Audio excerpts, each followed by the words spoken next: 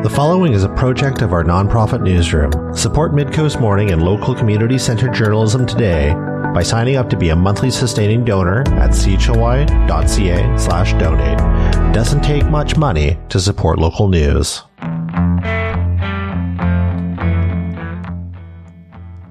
Hello and welcome to Midcoast Morning. I'm Joe Pugh. A visit from the city's namesake ship helped people in Nanaimo mark Canada Day on Tuesday. Large crowds gathered to take in the sunshine at Maffeo Sutton Park, where local musicians performed, community groups showed off their work, and a bevy of food trucks saw their services in high demand.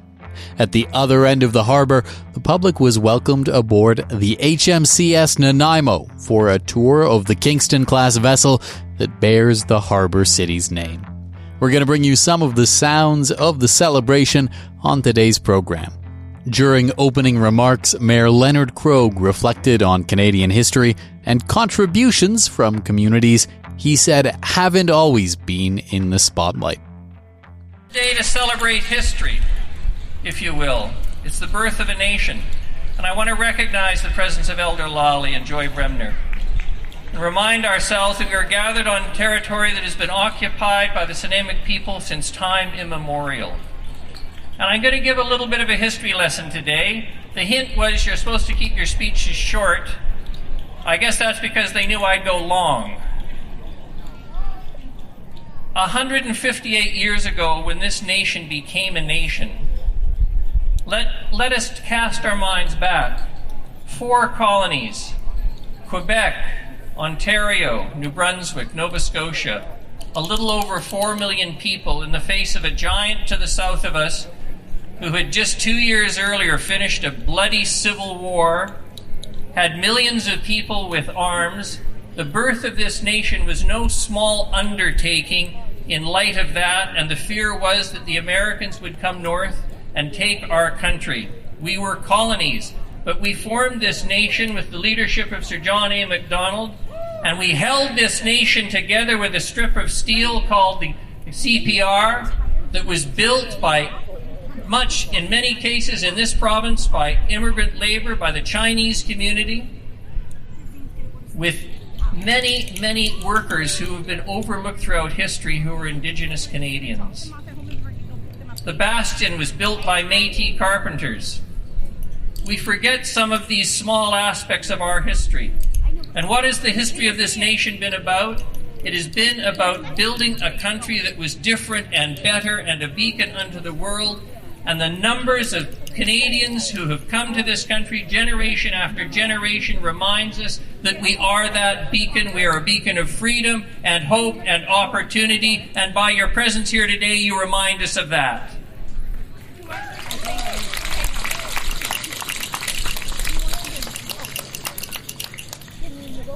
We gathered here a while ago to celebrate National Indigenous Peoples Day. At the time of Canada's 100th anniversary, the talk was of 2 founding peoples. That was the talk. I see a smile on Joy Bremner's face because she's in similar age. She remembers the whole participation, the whole importance of the Métis and the Indigenous Canadians and the Inuit who had been here for a very long time was overlooked. On Truth and Reconciliation Day on September 30th, we'll recognize a dark bit of our history. And on Remembrance Day, we will gather as a nation to honor and respect those who have fought to defend freedom and defend this nation, who have kept peace around the world, and who have made us proud Canadians. Nothing more reflected that in 1967, when we celebrated our 100th anniversary, than the fact our Prime Minister was a Nobel Peace Prize winner. I want you to think about that. The Prime Minister of our country was a Nobel Peace Prize winner because Canada had played such a significant role in helping bring an end to the Suez Crisis when it looked that there would be significant bloodshed and war in the Mideast once again. So I want to say to each and every one of you today, as we remind ourselves what it is to be Canadian, this nation is founded on peace, order, and good government. And it is a government of the people, by the people, for the people, and the way that our friends to the south aspired their nation to be over time, but we have proved north of the 49th parallel that we have done something quite remarkable here. Diverse, proud, powerful, a leader unto the world. My friends, I don't know how the rest of you feel. I think one of the speakers said, we love you. Well, I'll tell you something. I don't know if I love all of you, all right? No disrespect. I like a lot of you. Some of you aren't my friends necessarily. But I think there's one thing we can agree upon. We love this country. We love the idea of this country. We love what this country stands for, and we will prosper and continue to prosper notwithstanding the threats we receive from anybody, and we will prove to the world that you can live in peace and in solidarity and in community and build a better nation and a beacon to the world we are, and a beacon to the world we will continue to be. Bless each and every one of you for coming out today. Thank you to the organizers. Thank you for all you do every day as you build a better community. Nanaimo Mayor Leonard Krogh addressing the crowd at Canada Day festivities in Maffeo Sutton Park. At the other end of the harbour off Cameron Island, the HMCS Nanaimo was docked and welcoming people on board. The Kingston-class vessel is offering tours through the end of today. I went below deck where I spoke with the ship's commanding officer. I'm Lieutenant Commander Tyson Babcock, the commanding officer of HMCS Nanaimo. And can you give me the rundown on the HMCS Nanaimo, what type of ship it is, what class of ship it is, what kind of things it does on a day-to-day basis? Sure. We're the Kingston-class vessel. We primarily do coastal defense training. We've also been involved in missions for counter-narcotics as well as mine clearance. And what are people able to come and see this Canada Day and also tomorrow in the harbor here in Nanaimo? So they can come and visit the ship. They'll get a tour of the exterior of the ship. They'll be able to engage with the sailors on board, ask them any sort of question about the RCN, the Royal Canadian Navy, and also what life on board is like. And can you give me a little bit of a sense of that last part? What is life on board like for you as the CO?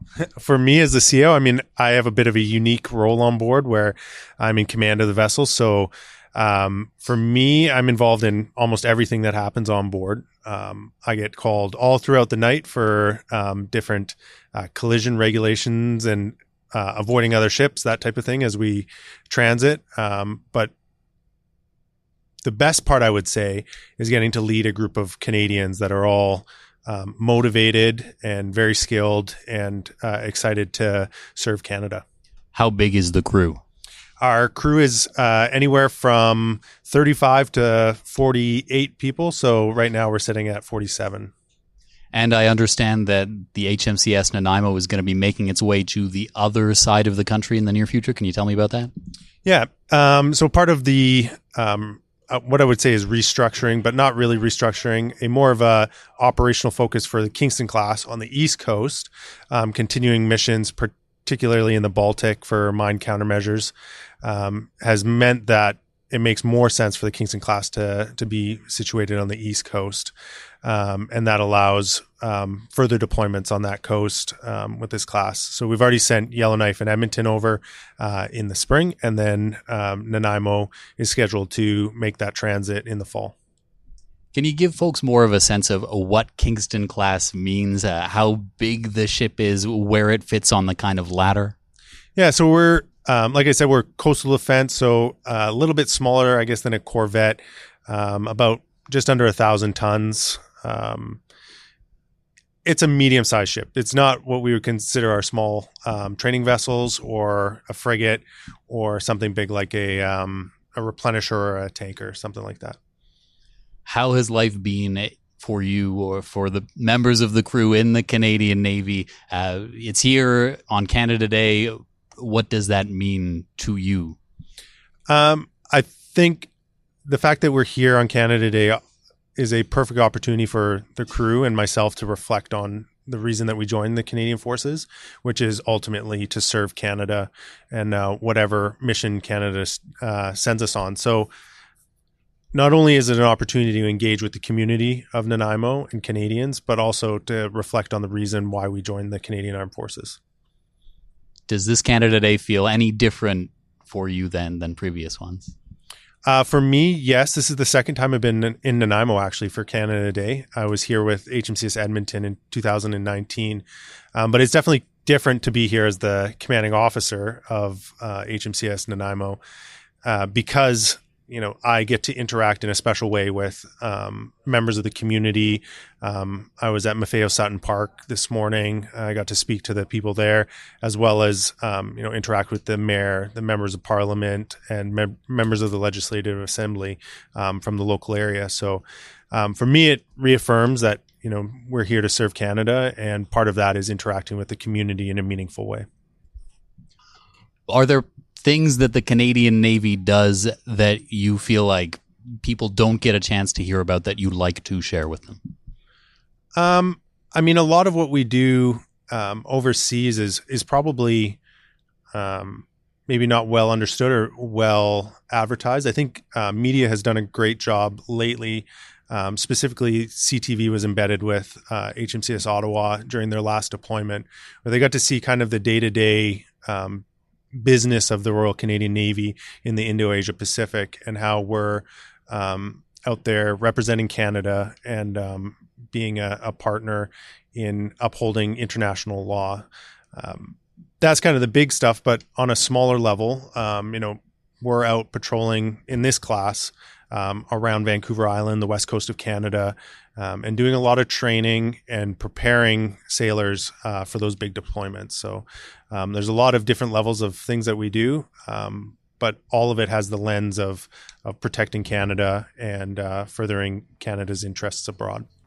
Lieutenant Commander Tyson Babcock is the commanding officer of the HMCS Nanaimo. The ship is docked off Cameron Island, and members of the public who missed the chance to step on board on Canada Day are still able to visit today from 10 to 4. Midcoast Morning is made possible by the Community Radio Fund of Canada and generous listeners like you. Support and grow our nonprofit newsroom project today at chly.ca/donate with a monthly or one-time donation. With your support, we can expand Midcoast Morning from 2 to 3 original programs per week to cover local news, current affairs, and arts and culture. Tuesday marked 158 years since Canadian Confederation. Large crowds, mostly sporting red and white, gathered in Maffeo Sutton Park to mark the occasion. We're bringing you some sounds from the event on today's program. Nanaimo MP Tamara Cronus was speaking with constituents at a tent set up in the park. MP Tamara Cronus, it is Canada Day here in Nanaimo. It's your first Canada Day as the MP here. What does this day mean to you? Well, today's a celebration of Canada. It's a celebration of our values, and I am so happy to be here celebrating with Canadians. If you can hear, we've got local musicians in the background. I'm standing in Maffeo Sutton Park in Swilana. It is so awesome to see us coming together as a city, as a province, and as a country, because that is exactly what we need right now, and it just warms my soul. Now, a lot of people have been talking about the political moment, the tensions between the United States. As our elected representative in Ottawa, what is that like for you? Well, today it is a reminder that it is our unity is our strength, that coming together is our strength, that Canada is strong, and that whatever the challenges are ahead of us, we are going to face them together, and we're going to meet them with good Canadian industry and hard work, and we're going to deal with whatever may come, because Canada is too valuable to lose, and we're going to fight for it. You've been the MP for just a couple of months now. Do you have any first impressions from your time in Ottawa?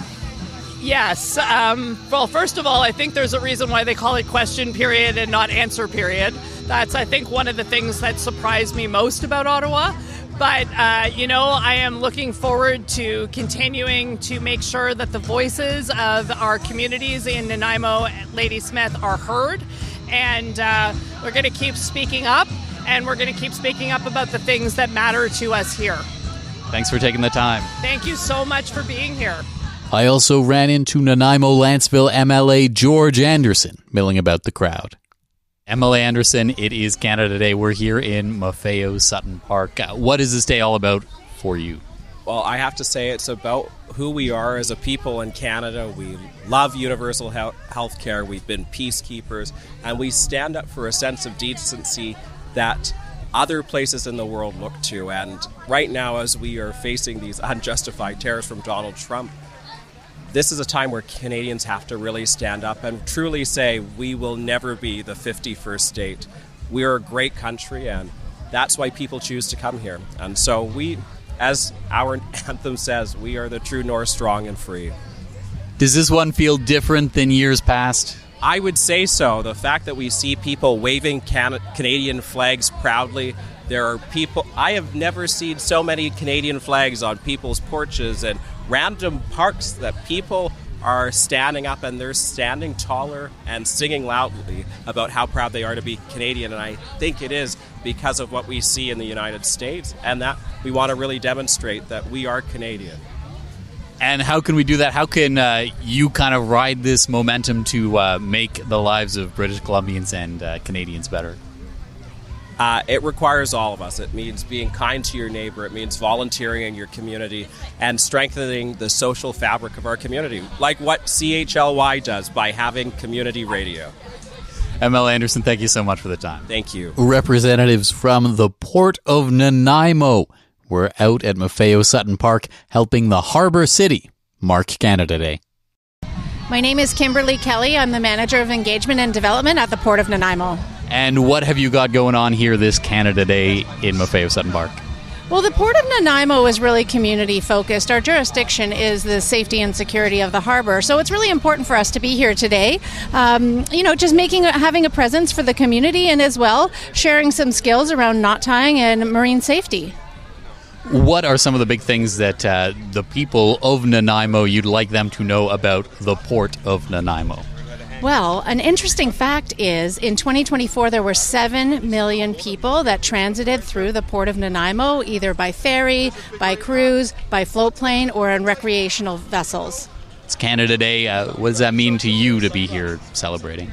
Well, the Port of Nanaimo is one of 17 Canadian port authorities. So to be a federal agent of the federal government, I hold in very high regard. I'm proud of this country, and I'm proud to work for the Port of Nanaimo.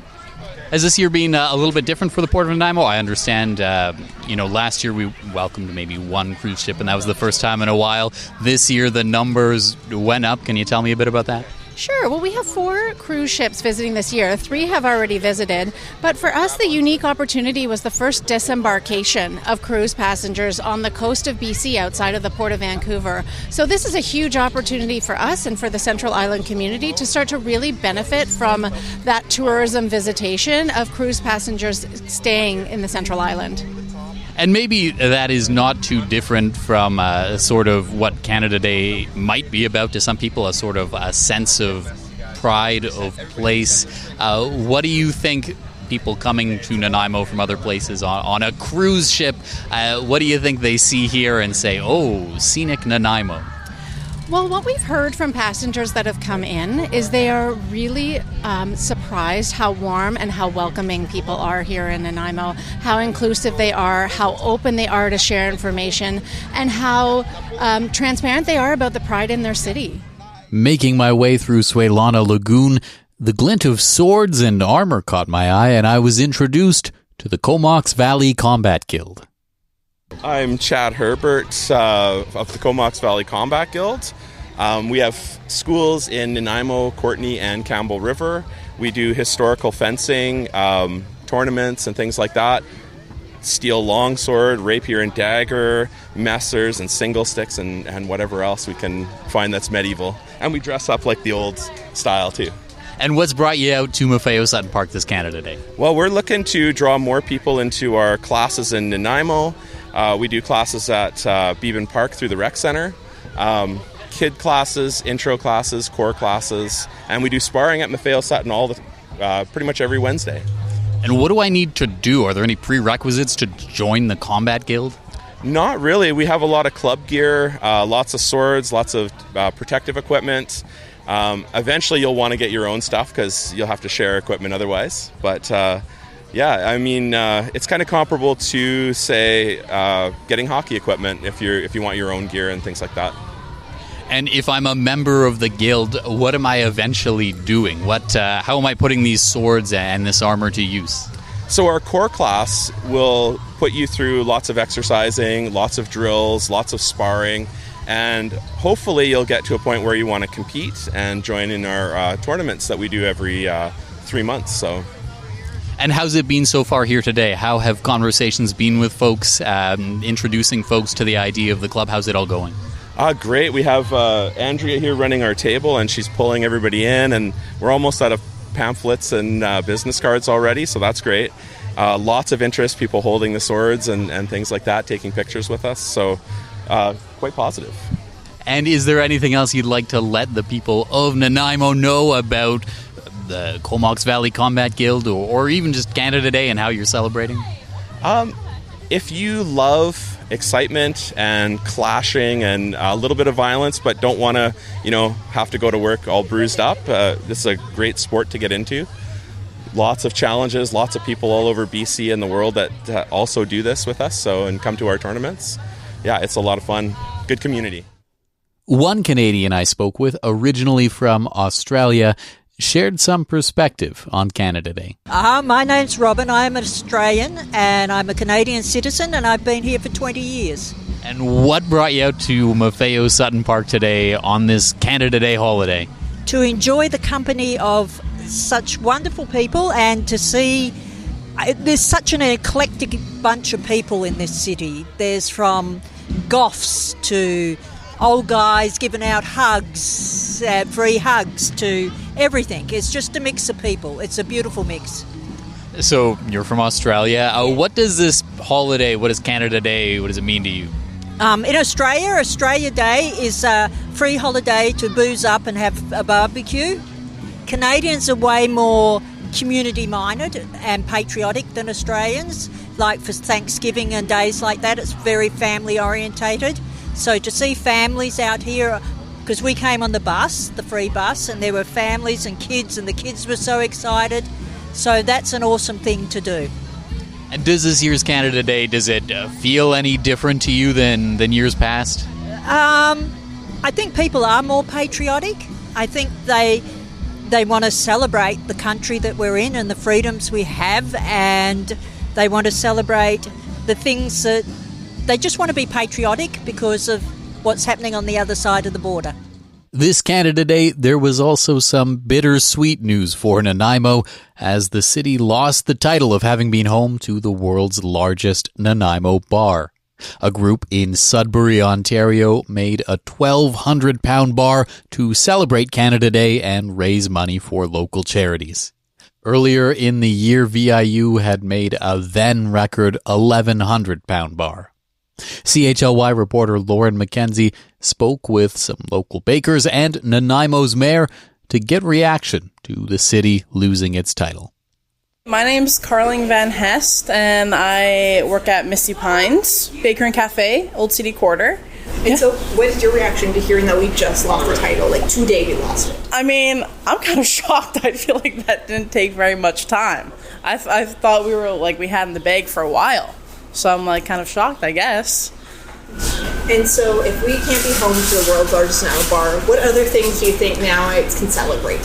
Well, I think overall we're a pretty inclusive place. I think that's something to celebrate for sure. I think Nanaimo in general has a really welcoming community, which I think is great. Not a lot of places are like that. So I think that's one thing to celebrate for sure. Rumors were circulating and have been for some time that the winning Nanaimo bar, so to speak, the home of the biggest Nanaimo bar in the world, would face challenges. So I'm not surprised entirely, but perhaps a little disappointed in the sense that I think it's only appropriate that the birthplace of the most beloved confectionery, the Nanaimo bar, in fact now faces a challenge from Ontario. I would have thought that they would respect the fact the West wants in, and this is just part of it. And so when we were asking people today about what their thoughts are, they said they see it almost as a challenge now. Do you see it maybe as a challenge? It is certainly a challenge, but the logical group to take it on would be the VIU program once again. Having said that, I don't think they have much interest, time, or the energy or the money, given the challenges the university faces, to do that right now. But you know what?